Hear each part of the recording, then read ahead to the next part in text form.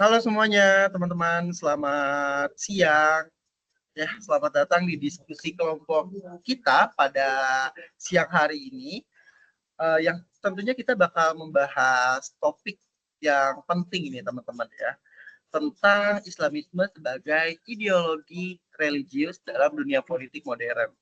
Nah, di sini saya Gusti Rekit sebagai moderator yang tentunya nggak sendiri, bersama teman-teman saya yang nanti akan menyampaikan pendapatnya juga sudut pandangnya nih terkait topik pada hari ini, yakni Islamisme sebagai ideologi religius dalam dunia politik modern.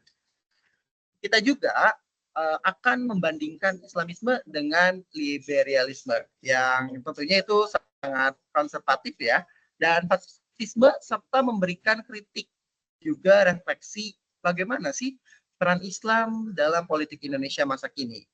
Yang kemudian kita mengefektifkan waktu saja ya, tanpa berlama-lama, untuk pembahasan yang pertama itu mengenai dalam hal apa sajakah Islamisme bertentangan dengan liberalisme. Mungkin teman-teman di sini ada yang mau menyampaikan sudut pandangnya terlebih dahulu. Oke, boleh. Kalau dari saya nih, kalau kita bicara Islamisme, dasarnya adalah penerapan nilai-nilai Islam secara menyeluruh dalam kehidupan gitu. Maksudnya termasuk politik ya guys. Tujuan akhirnya itu adalah untuk membentuk suatu negara yang berlandaskan hukum Islam. Nah, ini jelas berbeda dengan liberalisme yang menekankan kebebasan individu tanpa batasan agama. Betul, setuju sih dari aku juga dalam liberalisme itu sendiri, kebebasan individu tuh dianggap hal yang paling utama ya, termasuk kebebasan beragama, berekspresi, dan juga memilih nilai hidup sendiri. Nah, tapi dalam Islamisme itu sendiri, kebebasan itu dibatasi oleh syariat-syariat Islam yang berlaku. Nah, kalau liberalisme bilang semua boleh asalkan tidak merugikan orang lain. Tapi kalau dalam Islamisme nih, bilang boleh selama tidak melanggar hukum Allah, gitu sih dari aku. Oke, aku juga setuju sih dari Alvino dan juga Karido. Selain itu, aku juga ingin menambahkan nih, selain itu liberalisme itu memisahkan antara agama dari negara, atau istilahnya yaitu sekularisme. Itu sedangkan Islamisme itu justru ingin menyatukan antara agama dan juga politik. Karena mereka menganggap agama adalah panduan untuk semua aspek kehidupan. Jadi benturannya ada di konsep dasar hubungan agama dan juga negara. Oke, baik. Terima kasih untuk sudut pandangnya Alvin, Rida, dan Davin ya, yang membuat yang jadi kita tahu untuk dasarnya Islamisme dan liberalisme itu seperti apa ya. Yang tadi dikatakan oleh Davin juga, kalau liberalisme itu tentunya guna memisahkan agama dari negara. Tapi kalau Islamisme itu yang kita tahu atau berdasarkan sudut pandang dari David ini justru ingin menyatukan agama dan politik.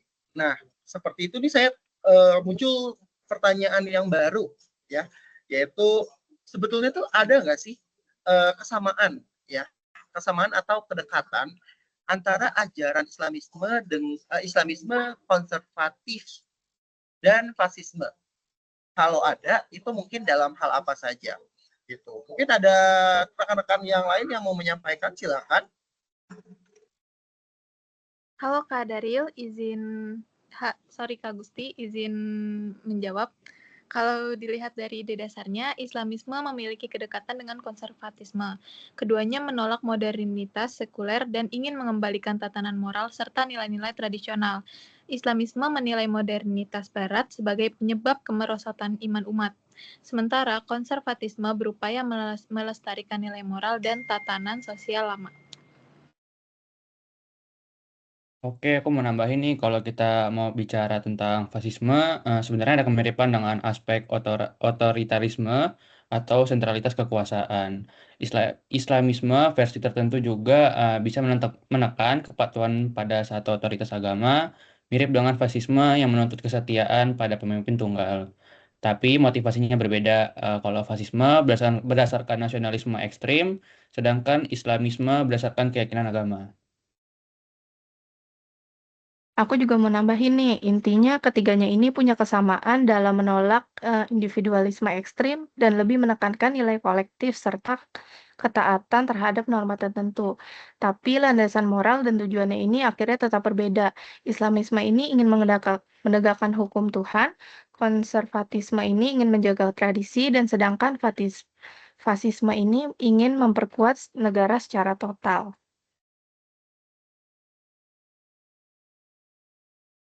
Oke, terima kasih Kak Cynthia, Kak Randra, dan Kak Dewi atas pendapatnya ya.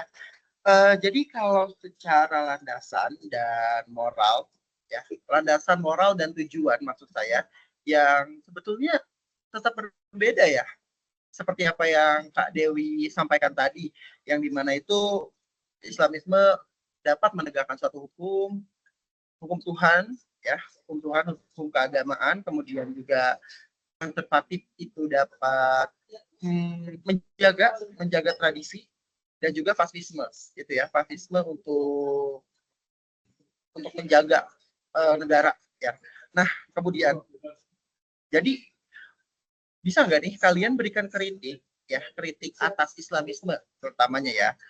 Jadi sebetulnya apa sih, apakah Islamisme ini merupakan suatu ideologi, ya, ideologi politik yang dapat dijalankan gitu, dan apakah Islamisme ini Islamisme dan agama secara keseluruhan harus dihapus dari politik.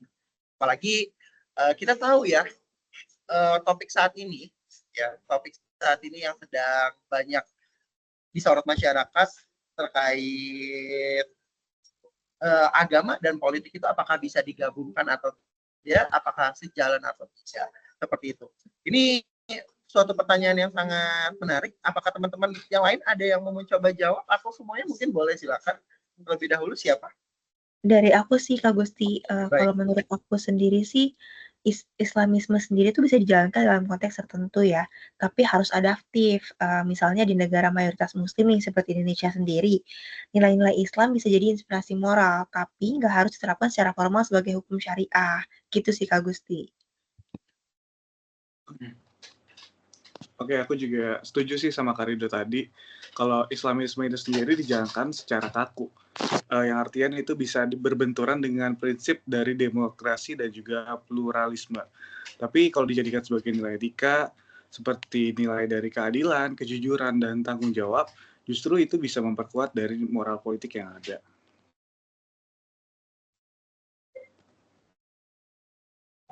Kritik lain terhadap Islamisme menurut aku, pandangan mereka yang terlalu idealis dan kurang adaptif terhadap konteks global. Dalam dunia yang kompleks, hukum agama sulit mengatur semua aspek modern seperti ekonomi global, sains, dan teknologi.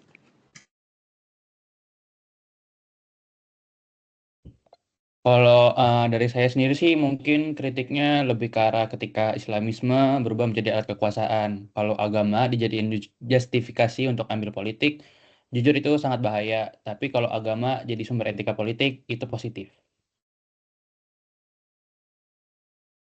Oke, baik. Terima kasih teman-teman atas kritiknya ya. Jadi kita lihat bahwa kritiknya berbeda-beda. Ada yang mengatakan Islamisme ini bisa dijalankan, gitu ya, asalkan tempatnya sesuai atau peraturan dalam suatu negara itu sesuai, ya, atau didominasi dengan mayoritas Islam, gitu, yang bisa mendukung, yang bisa dijalankan sesuai konteksnya, gitu. Ada juga mungkin tadi teman-teman yang berpendapat bahwa agama ini bisa dijadikan justifikasi ya untuk ambisi politik juga, dan itu sangat berbahaya. Nah, ini kan menjadi suatu refleksi pribadi ya untuk kita semua teman-teman. Kalau dari pandangan pribadiku ya, sejujurnya bahwa kondisi politik Indonesia sekarang ini sangat memprihatinkan ya, sangat campur aduk sekali. Kadang nilai agama itu dipakai untuk politik identitas, bukan untuk memperkuat moralitas publik ya. Yang menurutku tentunya Islam harusnya jadi inspirasi etika politik, bukan alat kampanye. Kenapa sih alat kampanye? Karena seperti teman-teman semua tahu ya, bahwa di Indonesia ini banyak banget oknum yang menggunakan agama sebagai alat untuk mempengaruhi ya, untuk mempengaruhi massa tentunya gitu. Mungkin dari teman-teman yang lain juga ada yang mau merefleksikan pribadinya terkait topik ini.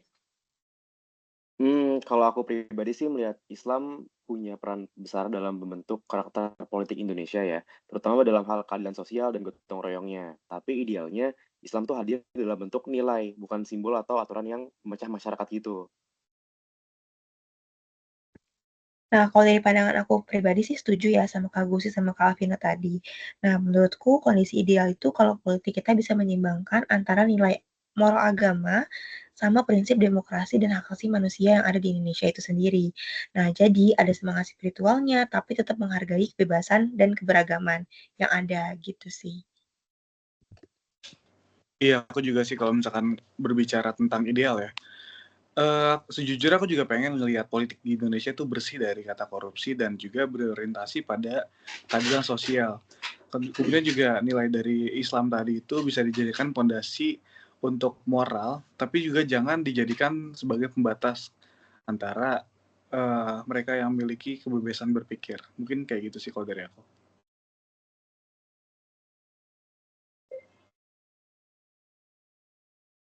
Kalau dari aku sendiri, peran Islam dalam politik seharusnya lebih mengarah pada pembentukan karakter pemimpin dan masyarakat, bukan dalam bentuk dominasi ideologis. Oke, teman-teman terima kasih sekali untuk refleksi pribadinya.